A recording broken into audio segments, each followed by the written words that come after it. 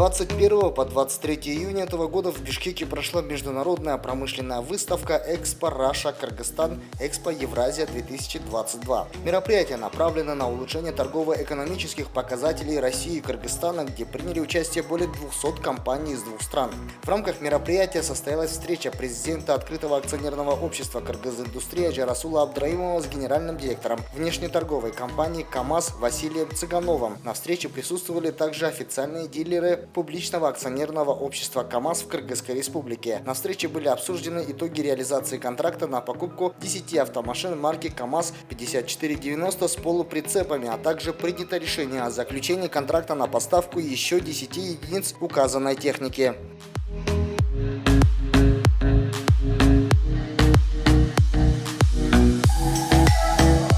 Мы всегда открыты для них и готовы к принятию новых бизнесменов, созданию для них благоприятных условий для ведения бизнеса. Кыргызская республика всегда поддерживает инициативы и проекты добросовестных иностранных инвесторов внутри страны и готова оказать максимальную помощь в их дальнейшей реализации.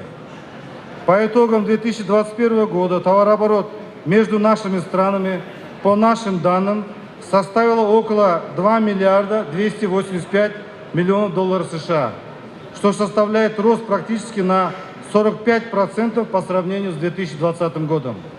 Большая часть товарооборота приходится на экспорт российских товаров в Кыргызстан, около 1 миллиарда 875 миллионов долларов. А экспорт кыргызской продукции в Россию составляет 413 миллионов долларов. Мы понимаем, что данные показатели не отражают в полной мере потенциал между нашими странами.